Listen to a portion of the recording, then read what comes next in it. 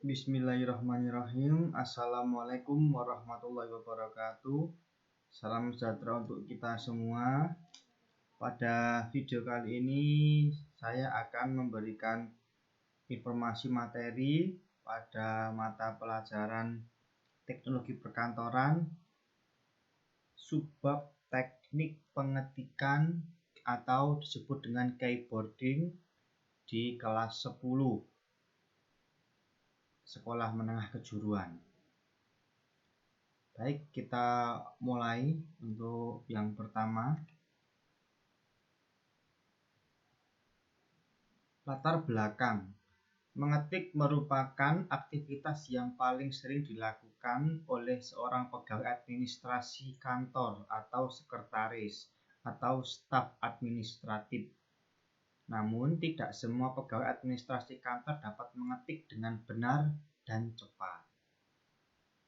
Mengetik benar dan cepat memerlukan latihan dan pengetahuan tentang komputer itu sendiri. Nah, maksudnya di sini adalah kalau kita bisa mengetik, kita bisa mengetik. Tapi apakah kita bisa mengetik dengan benar dan cepat? Nah, itu perlu sebuah latihan dan pengetahuan tentang komputer itu sendiri, tahu tentang keyboardnya minimal dan alat yang digunakan untuk melakukan pengetikan.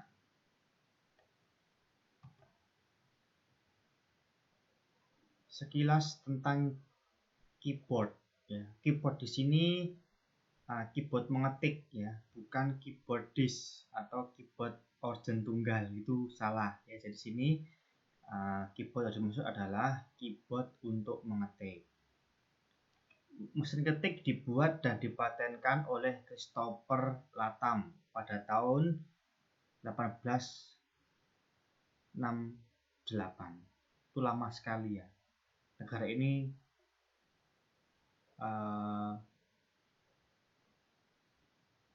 sudah sangat lama jadi memang mungkin kita masih dijajah atau sudah merdeka ini Dan Christopher Latham ini sudah membuat mesin tik. Keyboard dalam bahasa Indonesia adalah papan atau tombol. Papan tombol maksudnya adalah tombol yang tersusun dalam sebuah papan. Itu.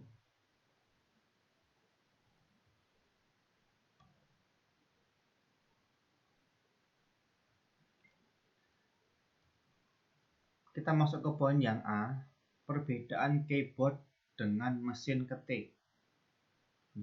Pada mesin ketik tidak dapat dihapus dan hasil langsung terlihat pada kertas. Sedangkan pada keyboard yang ada di komputer kalian atau laptop kalian, itu ketikan terlihat pada monitor atau layar dan bisa dihapus dan diedit sebelum dicetak di kertas dengan mesin cetak. Nah, untuk mesin keyboard untuk keyboard itu mungkin sudah pernah kalian lihat ya. Nah, untuk mesin ketik nanti silakan untuk dieksplor, dicari di internet, cari di YouTube contoh mesin ketik itu seperti apa dan cara menggunakannya seperti apa. Kok tidak bisa dihapus? Nah, itu yang seperti apa? Pada dasarnya dalam mesin ketik yang tidak bisa dihapus itu maksudnya tintanya sudah tertulis atau melekat pada kertas, maka tidak bisa dihapus secara elektronik atau tidak bisa dihapus secara otomatis. Menghapusnya yang menggunakan alat hapus seperti tip X seperti itu Jadi memang harus dihapus secara manual atau memang tidak dapat dihapus dalam artian yang lebih sederhana seperti itu. B. Jenis-jenis keyboard. Yang pertama ada keyboard serial. Lalu yang kedua ada keyboard PS strip garing 2. Yang ketiga ada keyboard wireless. Yang keempat ada keyboard USB. Kita bahas yang nomor 1 dulu, keyboard serial. Menggunakan DIN 5 mil dan biasanya digunakan pada komputer tipe AT. Nah, ini sudah mungkin jarang kalian lihat karena ini memang keyboard yang jadul ya, untuk komputer yang lama. Masih ada menggunakan komputer tipe AT, menggunakan DIN 5 mil ya. Itu untuk yang komputer yang digunakan untuk server biasanya. Lalu ada keyboard PS _2. Yang ini yang dibedakan adalah alat atau koneksinya. Nah, di sini ada koneksinya ini berbentuk bulat. Ini untuk khusus pada komputer-komputer. Pasti ada seperti ini ya, untuk komputer yang lama sampai yang menengah itu pasti ada seperti ini. Jadi bulat bentuknya untuk konektor ke CPU-nya. Nah, masuk ke yang model yang lebih baru itu yang keyboard USB seperti ini ya, USB seperti flash diskmu itu, atau yang kalian punya flash disk. Nah, itu menggunakan keyboard USB ini yang lebih baru. Kalau yang ini yang generasi lama menengah, kalau ini yang menengah ke atas. Nah, ada lagi yang lebih canggih lagi yang namanya keyboard wireless. Jadi seperti ini, koneksinya seperti USB namun tidak ada kabelnya. Jadi kita bisa menggunakan keyboard itu tanpa terganggu dengan kabelnya. Dan ada lagi yang sekarang yang paling baru adalah koneksi melalui Bluetooth dan Wi-Fi. Nah, itu juga bisa masuk dalam jenis-jenis keyboard. Hanya saja yang membedakan adalah cara koneksinya atau konektivitasnya. Paham ya? Ada yang keyboard serial, keyboard PS_2, ada wireless, ada yang keyboard USB. Lanjut, C. Tombol-tombol pada keyboard. Nah, tombol-tombol pada keyboard itu dibagi menjadi 4. Yang pertama ada tombol ketik atau typing case. Lalu yang kedua ada numeric keypad atau tombol nomor. Yang ketiga ada tombol fungsi atau function key. Yang keempat ada tombol kontrol. Nah, kita bahas satu persatu ya. Untuk tombol ketik adalah salah satu bagian dari keyboard yang berisi huruf dan angka serta tanda baca. Nah, ini yang sering kalian gunakan untuk mengetik itu, untuk huruf, untuk angka.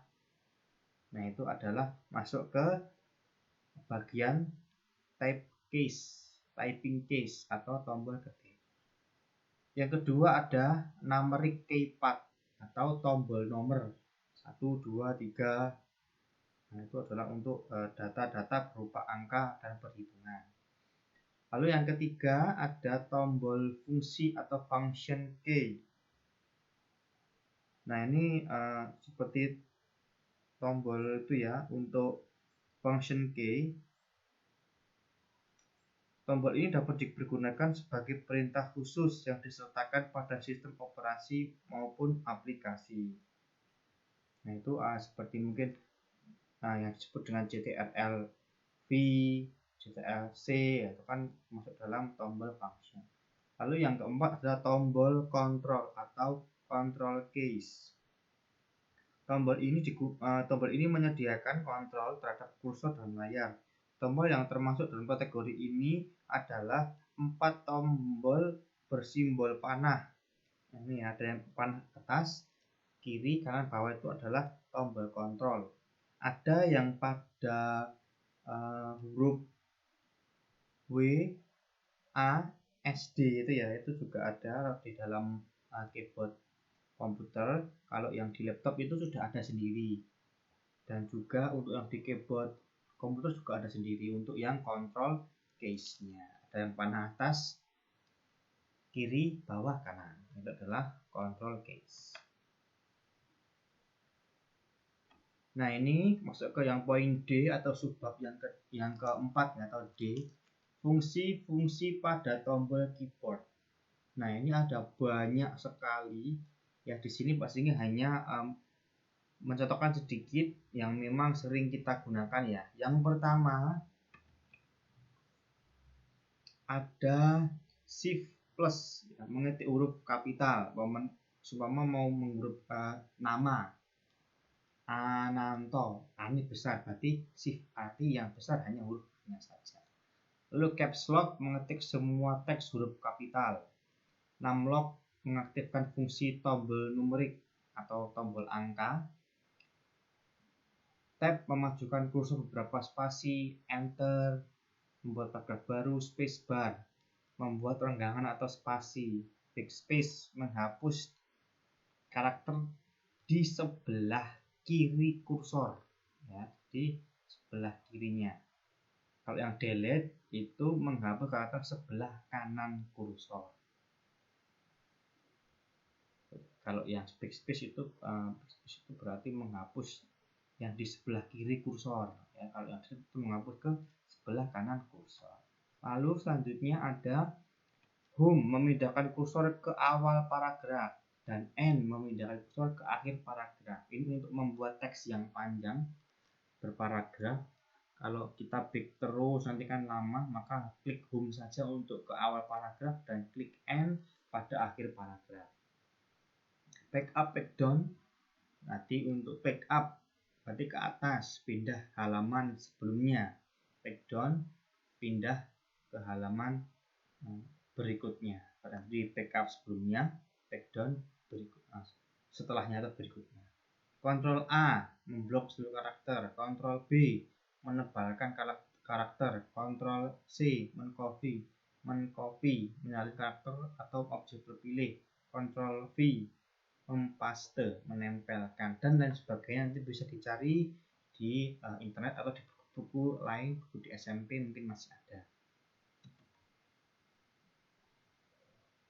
Nah, sekarang kita masuk ke prakteknya atau cara mengetik keyboard dengan cepat. Letakkan jari pada papan ketik. Ingat ya, pada saat ini tombol pada mesin ketik dan papan ketik pada komputer dengan tatanan QWERTY diperlakukan sebagai standar yang digunakan di Indonesia. Penempatan jari pada tombol papan ketik komputer dengan tepat akan mempercepat proses pengetikan. Ini ya. Nah, nanti boleh untuk dipraktekkan. Jadi untuk yang jari-jarinya itu meletakkan pada fungsi yang sesuai dengan warnanya yang di gambar ini ya. Jadi untuk A, O itu jari kelingking yang sebelah kiri. Lalu untuk yang jari manis itu untuk yang S. Jari tengah sebelah kiri itu D. Jari telunjuk itu F. Untuk yang jempol hanya spasi. Yang sebelah kanan sekarang. Yang jempol, yang tangan kanan, jari kanan, jempol itu untuk spasi. Telunjuknya untuk J. Jari tengahnya untuk K. Jari manisnya untuk L. Kelingkingnya untuk titik koma. Nah, itu nanti bisa untuk dipaskan sendiri pada komputer masing-masing. Itu ya. Selanjutnya, nah ini jadi masih sama nanti letak jari huruf AS, D, F, G, dan HJKL. Huruf H dan G diketik dengan jari telunjuk tangan kiri. Huruf J dan H diketuk dengan jari telunjuk sebelah kanan. Nanti bisa untuk mengikuti, jadi penempatannya itu nanti diperhatikan. Selanjutnya, nah ini tadi ya, pertama kan ke tengah. Nah, dari tengah dulu. Nah, ini, lalu ini yang kalau yang atasnya baris ke pertama seperti ini ya, nanti dipaskan saja, dipraktekkan pada saat praktek di rumah. Lalu untuk yang bawah seperti ini, ZX, CL, CV, M, titik, garis kemudian. Perhatikan baik-baik pada ketiga kasus ibu jari kiri dan ibu jari kanan digunakan hanya untuk tombol spasi. Jadi jempolnya hanya untuk klik spasi ya, jangan untuk klik yang lain. Karena itu nanti akan mengganggu tugas dari jari-jari kita. Itu ya. Dipraktekkan. Nah, karena ini kita masih belum bisa praktek secara bersama, maka untuk materi keyboarding ini nanti bisa kalian lanjutkan di komputer masing-masing ya, dengan memperhatikan video ini, dan sekaligus nanti Pak Singgi akan berikan PowerPoint-nya. Jadi nanti latihan di rumah untuk mengetik apa saja ya. Mungkin kalau punya komputer di rumah nanti mulailah mengetik. Boleh yang latihan-latihan yang kemarin Pak Singgi kirim di simulasi digital kemarin. Nah, jadi untuk yang pertama ini memang materi dulu ya, nanti apa itu mengerjakan soal tugas pada hari ini, dan untuk pertemuan berikutnya kita akan coba untuk melatih pengetikan kalian ya, walaupun kalaupun di rumah tidak punya komputer, tidak punya laptop, nah itu nanti bisa menggunakan Google Doc yang seperti kemarin. Nah, untuk yang simulasi digital kita lanjut terus ya untuk pengetikannya. Jadi untuk yang teknologi perkantoran ini, minggu depan kita akan mengadakan tes atau ulangan harian. Nanti akan ada informasi dari saya untuk kelanjutan pertemuan minggu depan. Baiklah, untuk video kali ini saya akhiri. Kalau ada salah-salah kata saya mohon maaf. Wassalamualaikum warahmatullahi wabarakatuh.